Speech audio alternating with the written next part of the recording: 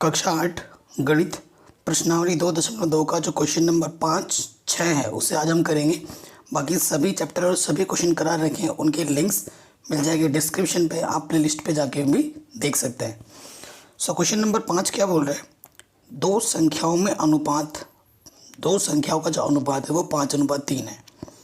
यदि उनमें उनमें अंतर 18 है तो संख्या ज्ञात कीजिए। कभी भी अनुपात वाले प्रश्न होते हैं और दो चीज़ों की जब तुलना होती है ना, तो उस टाइम पे आपको किस तरीके से करना चाहिए वो मैं आपको बताऊंगा।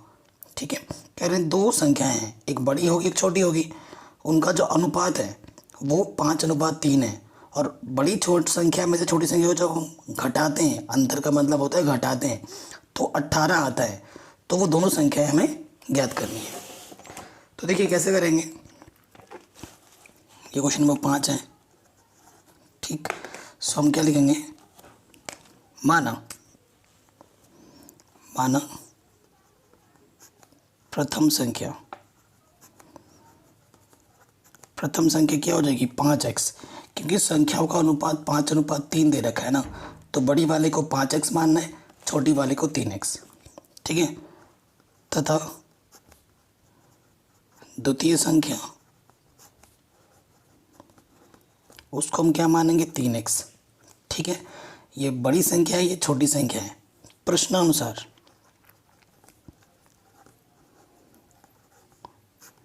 देखो, जब तक हमें x का मान प्राप्त नहीं होता तब तक हमारा आंसर हमें नहीं मिलेगा, है कि नहीं। तो प्रश्नानुसार क्या बोला है, संख्याओं का अंतर।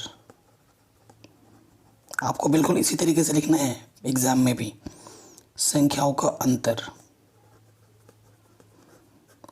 वो कितना दे रखा है क्वेश्चन में, वो हमें दे रखा है 18। ठीक है, संख्याओं का अंतर में 18 दे रखा है। अंतर का मतलब होता है घटाना, मतलब बड़ी संख्या में से छोटी संख्या को जब हम घटाएंगे तो 18 आता है। 5x में से 3x घटाओगे तो 2x आएगा। 2 यहाँ पे गुणे में है, बराबर के उस तरफ आके बट्टे में आ जाएगा। 2 से भाग दोगे, 2 9 18, पूरा पूरा कट गया। तो x का मान क्या आ गया 9। तो हमें अभी तक हमारा आंसर नहीं मिला है, क्योंकि x का मान हमें यहाँ जब हम रखेंगे तभी हमें हमारा आंसर मिलेगा। ठीक है, x का मान आ गया। अब लिखेंगे अतः प्रथम संख्या को हमने 5x माना था, x का मान कितना है 9, रख दिया यहाँ पर। तो 5 गुणा 9 यानी कि 5 9 45। 5 और x के बीच किसका संबंध है, गुणे का। तो 5 9 45। तो प्रथम संख्या हमारी कितनी होगी 45। फिर लिखोगे द्वितीय संख्या हमारी कितनी है 3x। x का मान कितना है 9, तो 9 3 27। ठीक है, ये द्वितीय संख्या आ गई। अब आपको चेक करना है तो 45 में से 27 घटा के देखो, आपको अंतर 18 मिलेगा। ठीक है, तो ये 5वां क्वेश्चन हमारा आराम से बन गया, बिल्कुल ये हो गया। अब आते हैं अगले प्रश्न पे, छठे प्रश्न पे। छठा प्रश्न क्या बोल रहा है, 3 लगातार पूर्णांकों का योग 51 है, पूर्णांक ज्ञात कीजिए। ठीक है, लगातार पूर्णांक है, ये ध्यान देने वाली बात है। छठा प्रश्न है, कितने पूर्णांक हैं लगातार 3। तो माना प्रथम पूर्णांक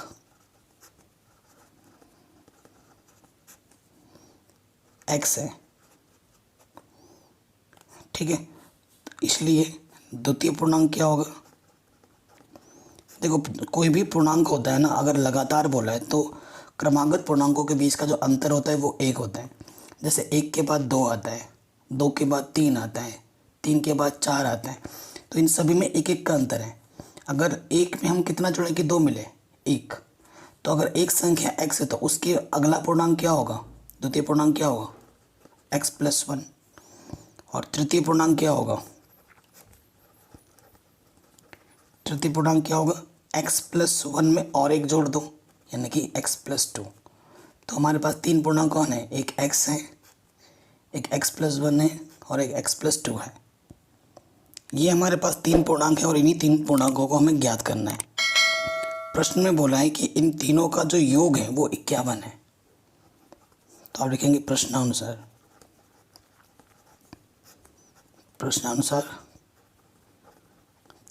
तीनों पूर्णांकों का योग कितना है? 51। ठीक है, अब तीन पूर्णांक कौन कौन से? पहला तो x है, दूसरा x+1 है, तीसरा x+2 है। इनका योगफल 51 है। x x x कितनी बार? 3 बार, यानी कि 3x प्लस 1 और 2 3। ठीक, 51 ये प्लस का 3 बराबर के आप उस तरफ ले जाओगे तो ये हो जाएगा -3। ठीक है, सो 3x 51 में से 3 घटाओ तो कितना आ जाएगा? ये 48।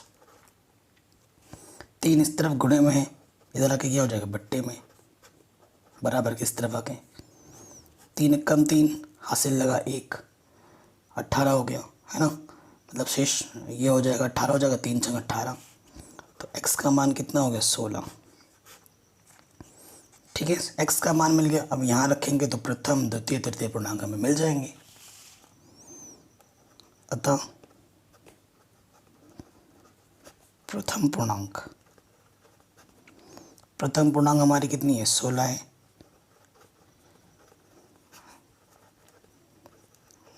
द्वितीय पूर्णांक को हमने x+1 माना था, यानी कि 16 + 1 यानी कि 17 होगा।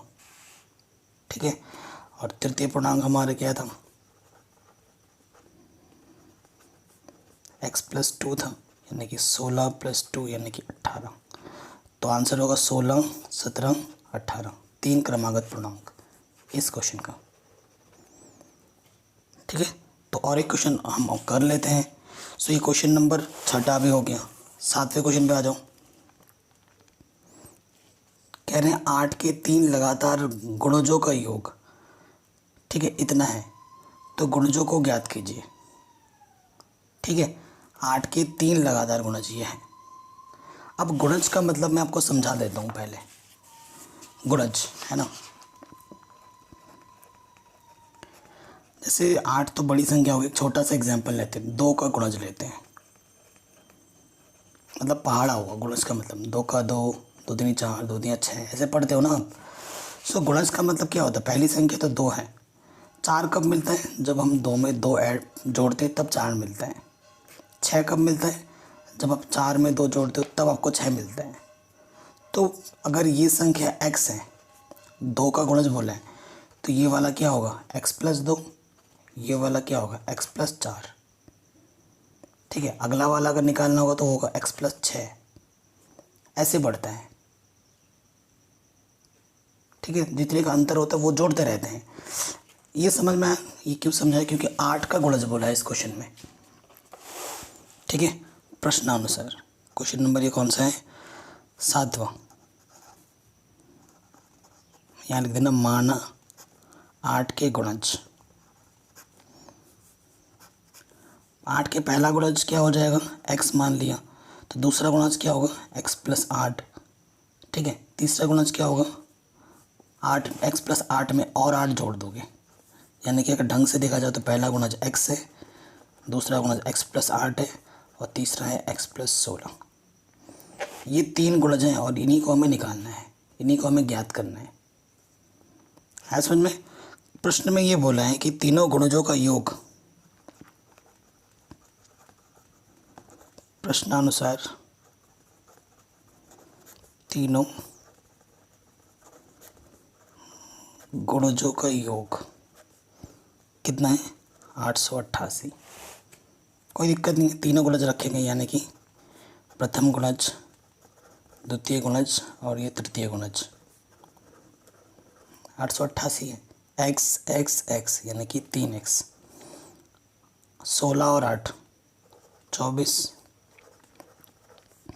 ये प्लस का 24 बराबर के उस तरफ ले जाओगे तो माइनस के 24 हो जाएगा। ठीक है, सो 8 में से 4 घटाएंगे 4 बचेगा, 8 में से 2 घटाएंगे 6 बचेगा और ये 8। ये 3 गुणे में इस तरह आके बट्टे में हो जाएगी। 3 दूनी 6, 2 बचा 26 हो गया, 3 8 24, 2 बचा 3 8 24। तो x कितना आ गया? 288। और x को आपने क्या माना था? प्रथम गुणज।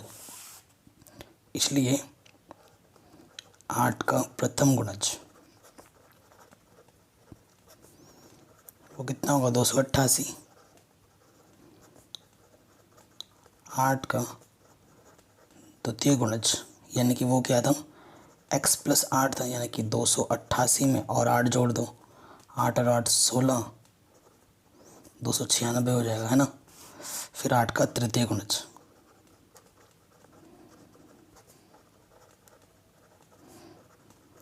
x + 16 था, x हमारा कितना था 288, इसमें 16 जोड़ दो, 8 और 6 14, हासिल लगा 1, 8 और 1 9 और 1 10, हासिल लगा 1, 2 और 1 3। तो ये हमारे आंसर आ गए।